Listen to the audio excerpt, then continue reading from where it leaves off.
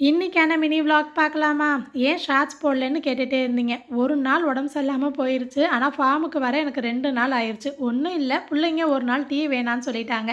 அந்த டீய கீழ ஊத்த மனசு இல்லாம சூடு பண்ணி நைட்டு வரையும் குடிச்சிட்டு இருந்தேன். சும்மாவே டீ எக்ஸ்ட்ரா குடிப்பேன். இப்ப அதையும் சேர்த்து குடிச்சதுனால, பித்தம் மாரி தலைக்கு ஏறி தலை சுத்திட்டு ஒரே வாமிட்டிங் ஆயிருச்சு. ஒரு நாள் ஃபுல்லா என்ன படுக்க போட்டுருச்சு.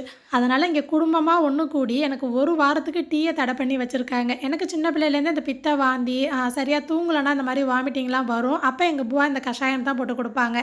2 கைப்பிடி அளவுக்கு மல்லி விதைகள். அத மிக்ஸர் ஜார்ல போட்டு பல்ஸ்ல விட்டு எடுத்திருக்கேன். அதில பாதி அளவு 1 கைப்பிடி அளவு ஓமம், ஓமம்ல பாதி அளவு 1/2 கைப்பிடி அளவு ஜீரகம். அது கூடவே உடைச்ச ஏலக்காய் 7, 8 அளவுக்கு சேர்த்து நல்லா ட்ரை ரோஸ்ட் பண்ணிட்டு தனியா வச்சுக்கணும். இந்த மாரி 1 கிளாஸ் தண்ணியில 1 டேபிள் ஸ்பூன் அளவுக்கு நம்ம ட்ரை ரோஸ்ட் பண்ண இன்ஸ்டன்ட்டான கசாயம் மிக்ஸை சேர்த்து கொதி விட்டுறணும். நான் இனிப்புக்காக பனங்கல்கண்டு சேர்த்துருக்கேன். அவ்வளோதான்.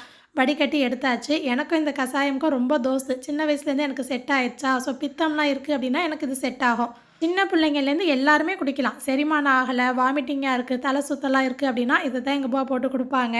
சும்மா நாளில் கூட ஆசிரும் அர்ஷானும் நம்மளை நச்சு பண்ணிகிட்டே இருப்பாங்க. ஆனால் உடம்பு சரியில்லைன்னதும் அவங்களாம் அவங்க வேலையை பார்த்துக்கிட்டு என்னை டிஸ்டர்ப் பண்ணவே இல்லை. ஆனால் இவரை வச்சுக்கிட்டு என்னால் முடியவே இல்லை. என்னை வச்சு செஞ்சுட்டான். நம்ம நல்லா இருக்கும்போது ஒன்றும் தோணலை. ஆனால் உடம்புக்கு சின்னதாக செஞ்சு படுத்துட்டா கூட பிள்ளைங்கள நினச்சி பார்த்தா தான் கஷ்டமாக இருக்குது. சின்ன விஷயம் கூட பயத்தை கொடுக்குது. அப்போ தான் ஊரை நினச்சி பார்க்குறது, அம்மாவை நினச்சி பார்க்குறது. பசங்க டியூஷன் போயிருக்காங்க. அவனுங்க விட்டுட்டு போயிட்டானுங்கன்னு இங்கேயே உட்காந்து இவன் போராட்டம் பண்ணிகிட்டு இருக்கான். எப்படியாவது அழைச்சிட்டு போகணுன்னு நானும் தூக்கி பார்க்குறேன், கூப்பிட்டு பார்க்குறேன், என்னென்னமோ சொல்லி பார்க்குறேன், வரவே மாட்டேங்கிறான். இவன் இப்படிலாம் செய்கிறான்னு சொன்னால் இவங்க நம்பவே மாட்டாங்க. அதனால தான் வீடியோ எடுத்துகிட்டு இருந்தேன்.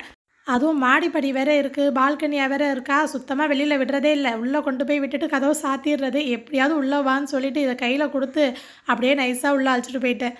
ஒரு நாள் சரியாக சாப்பிட்லனாலே ஏதோ வீக் ஆன மாதிரி இருக்குமா, ஸோ எனர்ஜி ஏற்றுறதுக்கு அடுத்த நாளில் கொஞ்சம் ஈஸியாக ஹெல்த்தியாக இருக்கிற மாதிரி தான் பண்ணிப்பேன். இன்றைக்கி வந்து கஞ்சி பண்ணியிருந்தேன். கஞ்சினா இன்னென்ன பொருள் தான் அப்படின்னு கிடையாது. வீட்டில் என்னென்ன இருக்கோ, எனக்கு என்ன தோணுதோ அதெல்லாம் போட்டு ஒரு விசில் விட்டுட்டு அது கூட வந்து தேங்காய் பால் சேர்த்துருவேன். இன்றைக்கி பச்சரிசி, பாசிப்பருப்பு, பட்டாணி, முருங்கைக்கீரை, கேரட்டு எல்லாத்தையும் சேர்த்து விசில் விட்டு தேங்காய் பால் ஊற்றி இறக்கிட்டேன். அது கூடவே மல்லி புதினா சட்னியும் அரைச்சாச்சு. இந்த மாதிரி குடிக்கும் போது ஏதோ தெம்பாக இருக்கிற மாதிரி ஒரு ஃபீல் கொடுக்கும். இந்த ரெசிபி வந்து நான் ஏற்கனவே ஷேர் பண்ணியிருக்கேன். இந்த ஷார்ட்ஸோட டைட்டிலுக்கு மேலே நான் டேக் பண்ணுறேன். வேணும்னா செக் பண்ணி பாருங்கள்.